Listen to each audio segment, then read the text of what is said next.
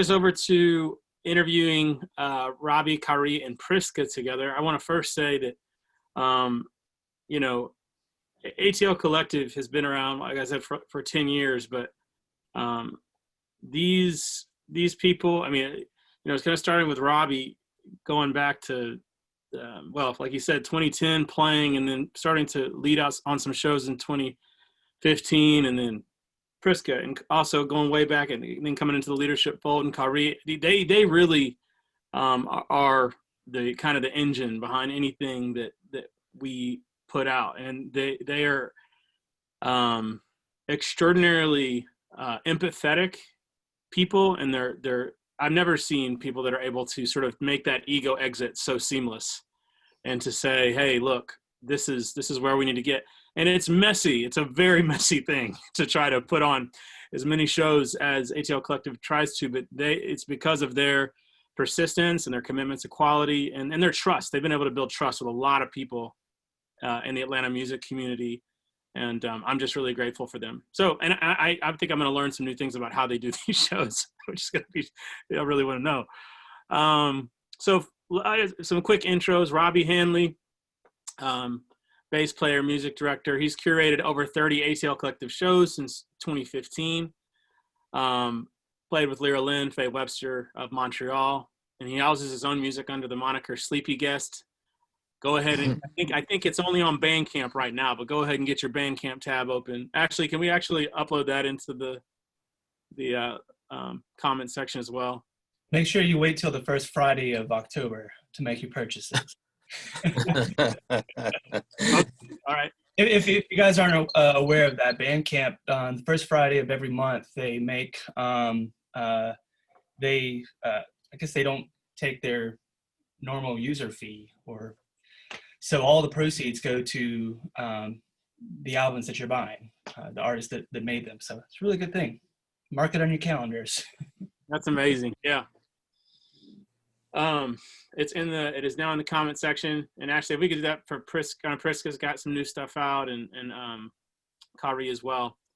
Khari is a pioneer of Atlanta's underground soul scene, aligned with some of Atlanta's best, forming the Groovement, Earthseed Music Collective. He's worked with India Ari, Donnie, Roy Ayers, and he's orchestrated a number of collective shows as well. My favorite that he's done is Sign of the Times, and he just does a fantastic job in so many different ways with different kind of feels and takes. PRISCA does it all. Powerhouse vocalist, songwriter, piano player. She's done my favorite show that she's done has probably been No Doubt's Tragic Kingdom, all female cast at Aisle 5. Some of us were there.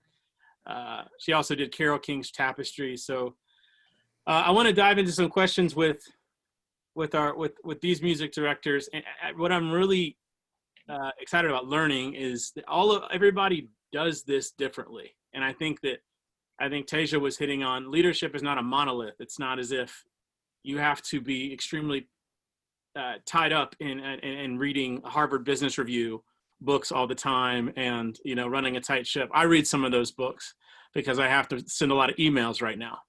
But it doesn't fit a certain type, yet they have done the hard work of kind of defining their own type of leadership. And I want to figure out how that works. So the first question I want to ask you three is, how would you define music direction? PRISCA first. Why? No, it's fine. Music direction is so much intuition, and it's just using the futuristic views that you have as an artist, where you can almost hear something before it happens, and, you know, tying the pieces together, making the quilt out of all these different people and voices and instruments. So it's having that intuition on how you can make those artists with ATL Collective shows shine more so than maybe they've been able to themselves, or you're like, okay, well, I've seen them in this light, I know that they would really shine over here singing this song in this particular order. So it's intuition for me, I think. And follow through. Yeah. Yeah. All right, Absolutely. Khari, now you go. A Yeah. little part of it. So with music direction, a lot of the time I liken it to like like a director in a movie or a director in a play maybe, but in terms of whatever the vision is, right? Whatever, and that's if you're music directing for somebody, if it's ATL Collective and it's this album, and that's the vision. Or if you're working with an artist and this artist is, you know, bringing to you things like, I don't know, but I just want the first half of my show to have more of a red vibe. And then the second half of my show, I just want it to be like really green, you know, like, you know, it's your job to, whatever it is, figure out what that end goal or that vision is, and then figure out how to put everything together so that you make it to, you know, you fulfill that vision or arrive at that destination. And I usually look at music supervision as that. And because I think that overall there's a, you know, I'm sure we'll talk about, there's a lot of different styles of music direction. You know, there is the showing up with all the music written out, music direction, you know, kind of musical director, and which is necessary at times. And then there's the, like, you know, we're treating this like we're just all a band. I went and learned my part, but you know, and just kind of, you guys do your thing and let's come together. Maybe not that loose, but there are a lot of different styles to it. So I think it's just about knowing which approach is necessary in the moment and which would be the best approach with seeing the vision through, and also whoever it is you're you know, you're working with, whoever it is doing the gig with you. Yeah. I like shifts per show too, and per group that you're MDing for. It's totally different. That's one of the great things about you know, MDing and collective shows, is because every month there's a different show, like wildly different styles of music. And, you know, one of the objectives is to bring people in the Atlanta music scene or even surrounding areas together to recreate, relive someone else's music with people from this scene, that scene, and it's kind of a privilege to be able to do that. And so you get, I mean, there's any number of things could happen, you know, like you're fitting all these permutations of direction together. Oh shoot, I forgot where I was going with that. Oh, where did I start? Someone help me. You said that's what's cool about SEOCollect. Yes, that's right. Because okay, yeah. So, I mean, every month is different. Every group of musicians is different, and some people know each other, some people don't.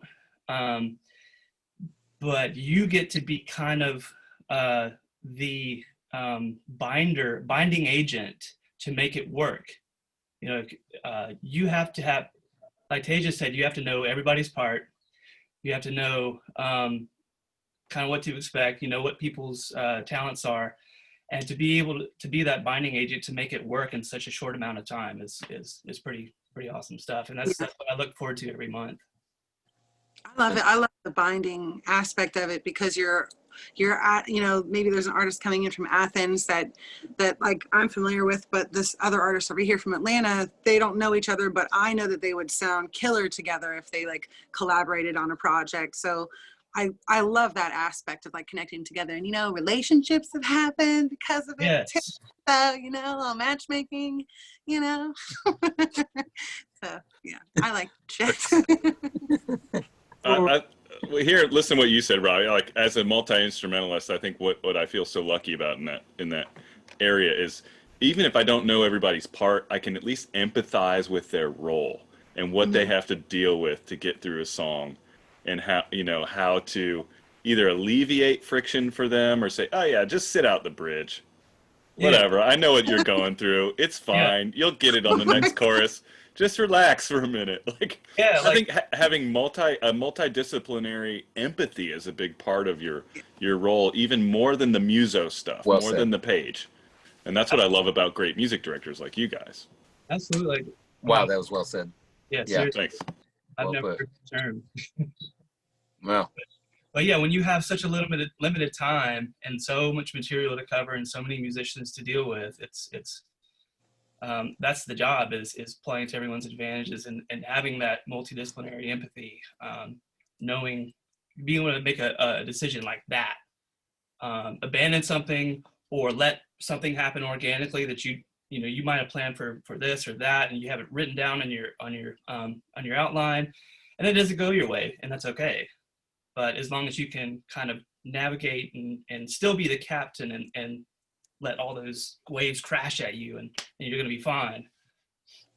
Well, I can say as a player who's had to answer to multiples of you music directors, I've been in that failure point where I have let you down in those moments and have felt the grace of like, okay, we're going to breathe through that. And yeah, maybe you skipped over that on the MP3 that I sent and posted for you 10 different times on 4 different websites. But you know what?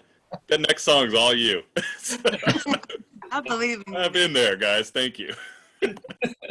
Oh, true, man. yeah, that is extremely true.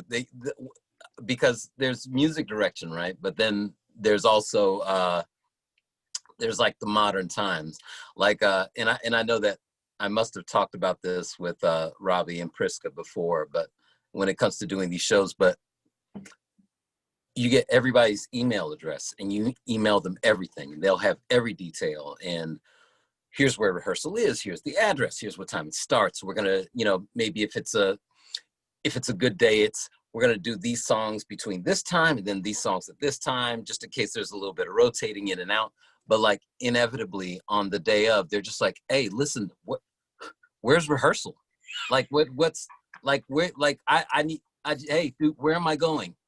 Can't make it till 6 p.m.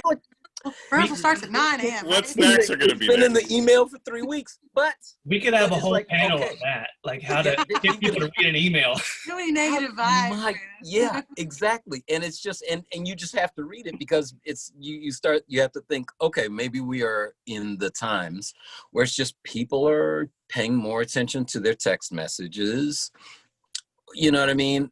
DMs, or maybe even than they are, sort of their emails. Or maybe it's just that like people get an email, see a bunch of people on it, and then like they're just like, oh, email, bunch of people, yeah, okay, I get the gist, right? It's happening soon. Okay, yeah. Give them the benefit of the doubt, though. A lot of musicians play different gigs every week. Mm-hmm. And, I operate like this sometimes too. It's like, okay, I know this gig is in 3 weeks. I don't really have to start preparing for it until maybe the Monday or Tuesday that week, even though the gig might be on the Wednesday of that week. So you have to kind of understand, like, everybody's busy. Everybody's doing a lot of stuff. That's a part of being a music director too. Is Very true. And Robby Very likes emails, not texts. There's so many different ways to communicate out there. Yeah, it really is, and that definitely has been one recently. And Robby, what you said also speaks to another thing, because I think that there's musical direction, like, hey, we're going out on, we're doing some dates out on the road, and we're gonna go here, here, and here. So here's this show that we're going to learn, and then we're gonna go do this show for a week, for 2 weeks, or for 2 months, right? Like, just getting out there. And so one of the things when with doing stuff like when we're in town, and also with ATL Collective, is we will do these shows, and they'll probably happen 2 or 3 times, but it's just not going to be back to back, right? Like, so you might do this show in January, and the next time you do the show, maybe, right? There might be an opportunity where maybe it comes up in July. And you do have to understand that when you're working in town, especially in Atlanta in particular, in the way the scene works, there's a lot of work here. And there certainly is a lot of work of doing a variety of different kinds of gigs. So you do, you do have to understand that people are working a lot. And I do also find that like no matter what, it really is about like the week of the show. Like you could talk about the show a month out, 2 weeks out or something like that, right? Inevitably, like if your rehearsal is on Thursday, like Tuesday night, you're getting the text messages. Oh, wait, okay, yeah, this song, I just wanted to make sure, is this something? Wait, Can was I do this supposed to song play on instead? this one? Okay. Oh God, I've got a rehearsal coming up. God, It's cool, though. exactly. It is different though, because these are made for one-time shows for the people who are in the audience to say, I went to that show and it was amazing. So it's really interesting. That's why I like being a part of SEOCollect, because it is such a rare time, but everybody always remembers these certain moments or where they were at in their lives when these shows were happening. And it is totally different when you're MDing for other projects too. And I like the hustle and the bustle that it takes to, you know, put everything together within a few weeks. I don't like only having a week really to cram stuff in, but that is when people start calling and texting. So yeah, you definitely 2 days before the rehearsal is pretty clear, Khari, where you've got to like clear up your schedule. Yeah, exactly. You just have to know it's coming. That's exactly it. But to that end, Priska, exactly what you just said. As much as it's just like, why did you just call me within 48 hours and you've had it a month? But there is like with these shows, and I think that maybe this is like the COVID distance, and you know, along with whatever that's kind of making me a little sentimental about it, right? But it is like being on that edge with these shows, and like it's got to get done. And we had the rehearsal, and we're at the thing, and we ran over some of it in sound check, and then like boom, the show starts, and then it's just that living on edge with that. It is kind of awesome. It is a thrill, I will say. That actually segues Yes. into the question I had for all the MDs in the house. Like, how do you account for in your preparation as the quarterback of any musical situation? How do you account for that extra like 25 to 30% of excellence that happens on show night that never shows up at a dress rehearsal? That never like. That to me always blows my mind. And I go back to like we did a Grateful Dead show, and it was at City Winery. And I remember that show, Robby, I think we rehearsed it with you. And from my perspective, like it came out 30 to 40% better than anything that was ever rehearsed.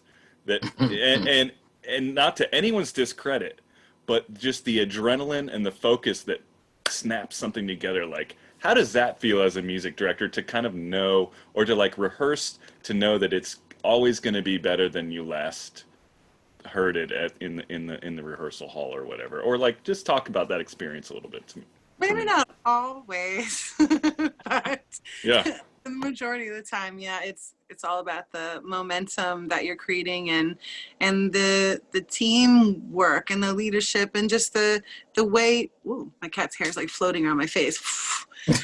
The way that you talk to everybody to build them up if they're getting down on themselves about a part, you know, and being able to hone in on and say, okay, I know this whole song is like being really difficult for you, but just like chill out. You have it. Maybe rehearse these like 4 measures over and over again, and then, you know, let it go. So like also being that person, not to coddle them, but to guide them into shifting their negative energy and their negative vibrations in a different way. And then I know I'm like a big amper when it comes to the shows. I know some people like to lay low and stay quiet, but I don't know. I just really like building that community within everybody so that we're on stage and during a part, when we nail it, we get it right, we're like smiling, we're like, oh yeah, let's keep going, you know. So I think that momentum is really important and strong to create before the show happens, in between, like after sound check. And so like kind of to know where those moments of victory are, where everyone gets the look like, yes, we did that one little thing.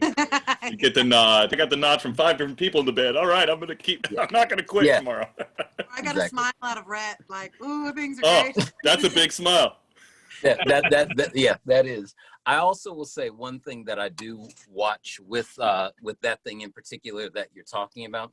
I think that you know, the kind of, you know, this is it's such a music scene of like, and because you're saying quarterbacking, it's just like, it's such a scene here in Atlanta of playmakers, right? They've got the play, they got the thing, they know where they're supposed to go, but they also know how to read the play, they know how to react in time, they know, you know what I mean?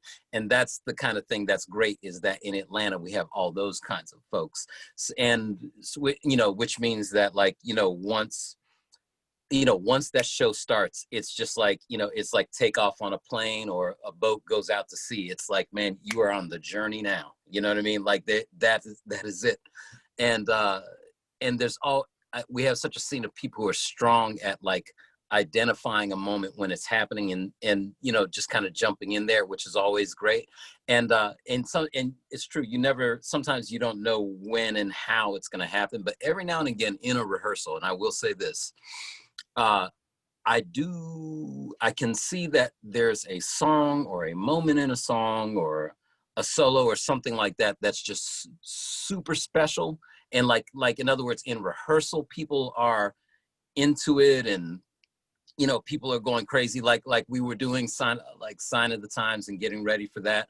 There's a guitar player named David Wild who was like taking a guitar solo, and the whole time he was soloing in rehearsal, it was, you know, like when he was soloing, everybody checked out it like in some way, and everybody was just kind of like staring, you know, like staring at him, and it was and its solo was beautiful. You know? Yeah, exactly. Everybody was just kind of, yeah, so everybody was that. But when I see that, what I try to do is, okay, that moment likely is going to be special when he lets loose, so do not over rehearse that. Do not over rehearse that song. There's something special there. There's some kind of magic that's in that. So do not visit it too much, because at the end of the day, you know, it's not just for us, it's for who we're bringing it to, it's for the audience.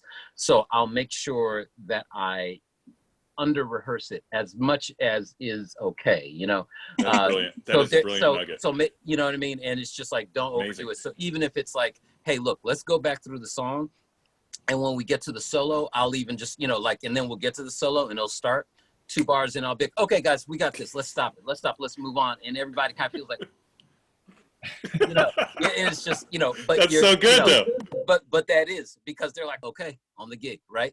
And so, Speaking of magic, yeah. That is brilliant.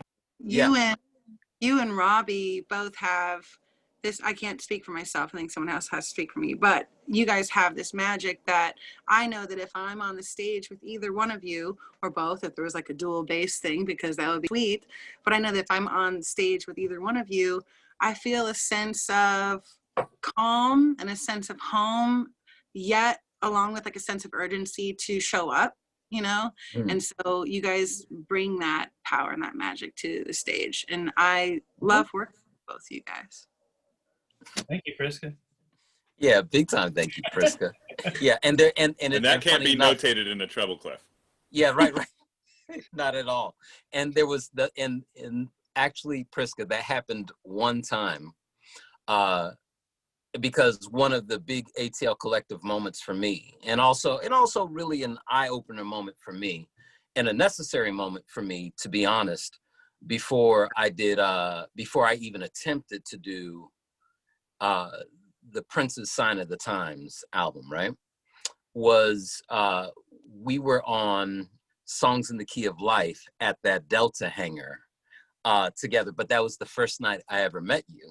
So it was the only time that me and Robby were actually on the same gig. And Robby, who, I mean, we all know, and for whoever's watching this, is, you know, embarrassingly capable on a bass, right? But nonetheless, I was there and able to play a handful of songs, and I you know, was not going to ask twice about it. I was like, yes, I will be there, no problem. I know he can handle, but he asked, so let me shut up and just say yes and be there. But that was a big one. But that was our only time. But if I can, with that also, like, because and I'm saying like we all, there are a handful of albums that we all do, and because a lot of these albums are like 20 years older or more, most of these records are like these beautiful 10-song experiences, right? a lot of the time. But like, Robby, like when it comes time for, like, let's say songs in the key of life, right? Which, let's say, not a lot of people are approaching that, right? Like Stevie Wonder just did a tour where he did songs in the key of life himself, right? So I'm saying with all that being the case, like what is your like approach to, yeah, here comes a humongous record that has a lot of different twists and a lot of different turns, right? Like, how did you, like, what was your approach to like getting that? Because that album goes everywhere, right? Like from the harp to the moog bass of whatever song, you know? Yeah, I mean, it's just getting in there and listening. Fortunately for that album, you know, I've been listening to that since I was a kid. It's, you know, it was in my dad's record collection, and I don't remember a time not listening to that album. So it was kind of, I learned that through osmosis. It just internalized it. But yeah, I mean, there was a lot of stuff I had to learn. I learned everybody's part, what's going on, who would sound good on this song. There's all these decisions, and, you know, just spending time on it. Another album, I had a lengthy album I did back in 2016, 17. We did a Beatles White album, and that was insane. That's 30 songs, and I mean, there's Dixieland jazz, there's, you know, metal, like Helter Skelter. They, like, some people say Beatles invented metal. So that was like the trickiest one, because, and I also, you know, transcribed all the string stuff, wrote charts out for it. So I was working on that for a month and a half before we even got our first rehearsal. So yeah, it's just getting there, spending a lot of time with it, and making decisions and sticking with them, because, you know, we're doing the show once. If it was a tour we're doing, then, you know, you could probably sit on the decisions longer, and, you know, maybe this person wouldn't be good for it. But so I made the decisions of having this person sing this song, inviting these musicians to be a part of it, and then just sticking with it and making it work. There's not really any, I mean, like, that's just the most simple formula I can think of, is like every album is different, you know, these shows we do, and they require different disciplines, different approaches. So yeah, just being nimble enough to operate and maneuver through the music. Okay, absolutely. And Now, tag team when it's necessary. What's that? And tag team when it's necessary. Like if there's, I know, like we've combined forces a lot where I've needed you, where I'm just like, this is a really vocal heavy album, so I'm going to focus on all the vocals, and then you take some of the instruments and stuff. So it's nice being able to tag team with each other. yeah, absolutely. PRISCA, I got to do that with you with the Aretha record, and which was an absolute joy. Like, that was like, you know, let's get rhythm section together. PRISCA was way on top of the vocal thing, but PRISCA as a vocalist and a player could of course do both, but it was just nice to be on that thing together and be able to do that. Yeah, I loved doing that show with you. We had Powerhouse after Powerhouse, just blowing people's faces off. It really was. Yeah. No, it was pretty outrageous that night. It really was. Yeah. Now let me ask you guys this though, like, and like for all of us, Tasia as well, like when you music direct, like how much like prep time on your own instrument and on your own part do you have to do? Because I mean, we all do shows where it's like, you know, yeah, I show up and like, what, tonight I'm the bass player. That's it. Like, yeah. You just want me to play bass? Sure. Gotcha. Right. Yeah. But when we're directing, it's, you know, we're it's like you almost have to autopilot to some degree what you're doing, because your mind is on everything happening, you know, on the stage. Somebody, and you're looking at somebody. Yes, you sing now. Yes, that's when that happens. Yes. Yes. Yeah. Like, you know, all the head nodding cues and all that happens. Like, what is that like for all of you guys? Just, you know, when you do that, like, and how do you prep for your own thing when you're a director? Well, you know, you start out like a month ahead or several weeks ahead, planning a show, booking people, coming up with your ideas and arrangement ideas, communication, and then week of show, you're like, oh, I gotta learn my parts.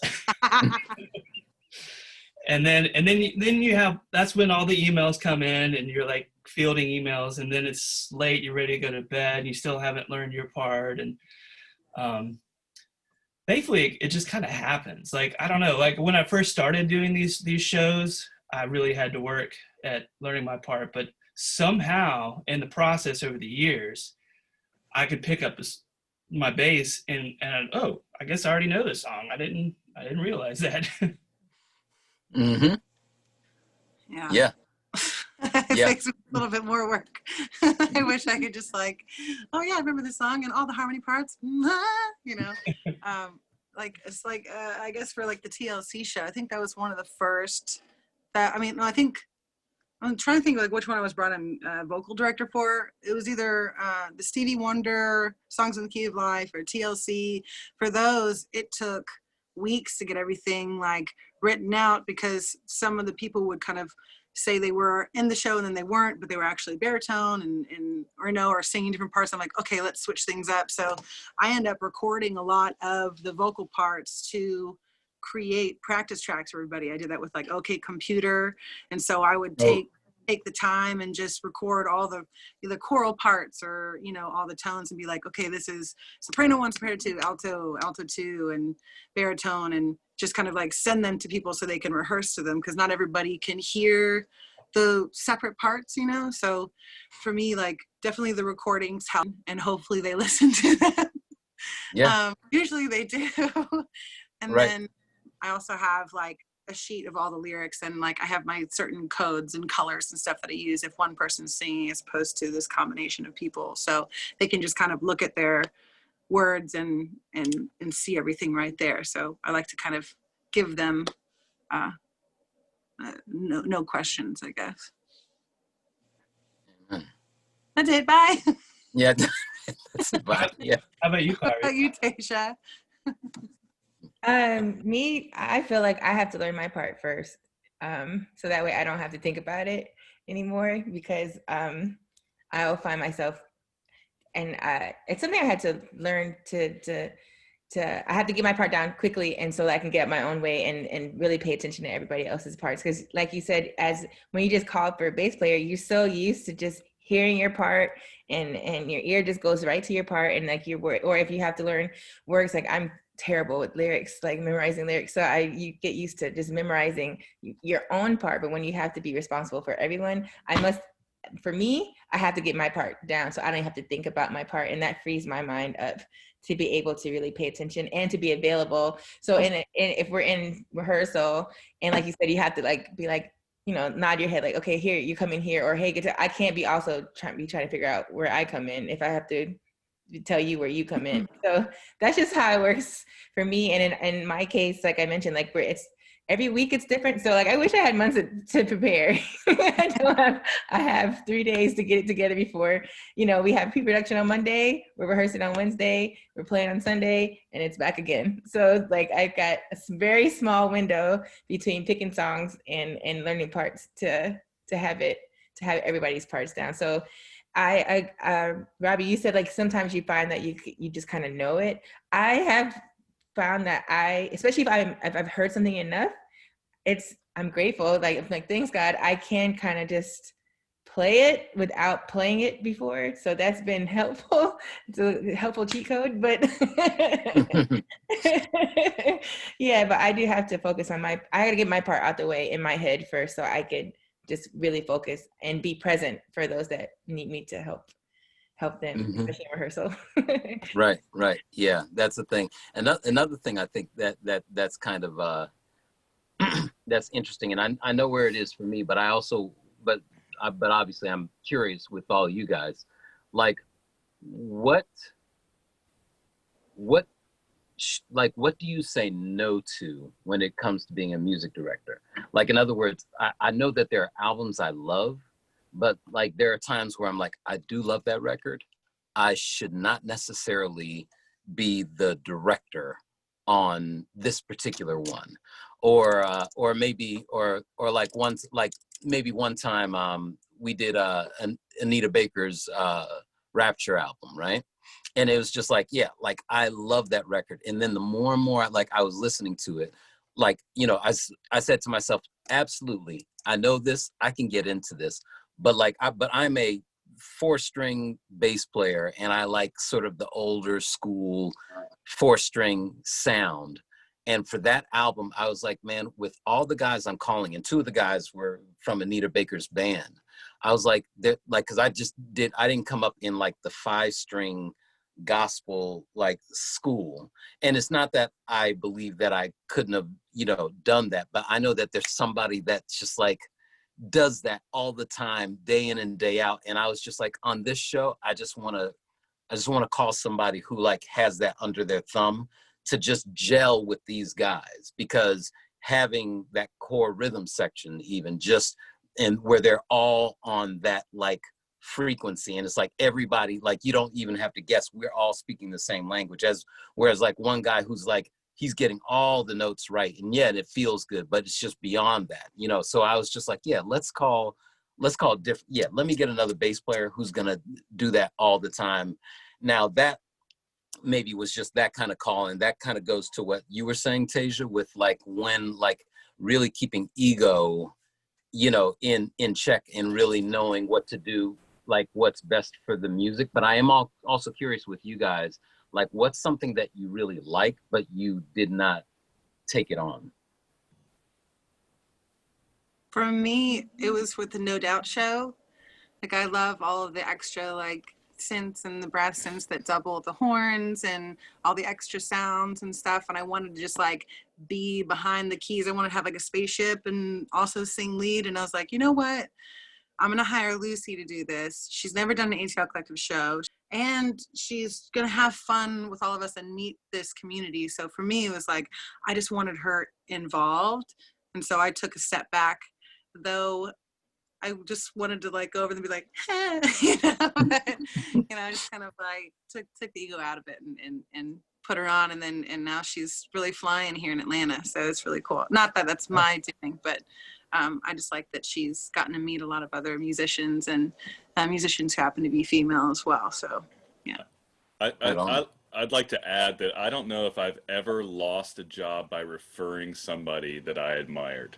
Yeah. And the immediate, you know, I've talked to other people, you know, in different markets or whatever. The immediate idea is, oh God, you know, yeah, hold your job, hold your ground. And it's like, no, if I can be of value, I'm still going to be of value, whether somebody else knocks a gig out of the park or not. In fact, if someone else knocks a gig out of the park better than I would have, I'm of more value.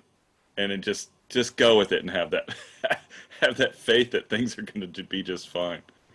Yeah, absolutely. Yeah, I've given up, you know, the bass role to, you know, because of people that might be more deserving for that particular music or whatever. There is another element to some things I would say no to doing, like music that it's really personal for me, that I don't really want to dissect. So I might pass that up. Like Pink Floyd Dark Side of the Moon is one of my favorite albums of all time, or it is my favorite albums of all time. So I would turn that down because I'd be afraid of the music not being as special anymore if I get in there and figure out exactly what's happening. And there's only a few albums out there that are like that, but yeah, just. But Robby, I can sing great gig. But Great. some things need to remain in stereo for you. Yeah. You know, they don't have to be multi-channel. Yeah. We'll just keep it as it is. And That's that is really an important good. point. That is an important point.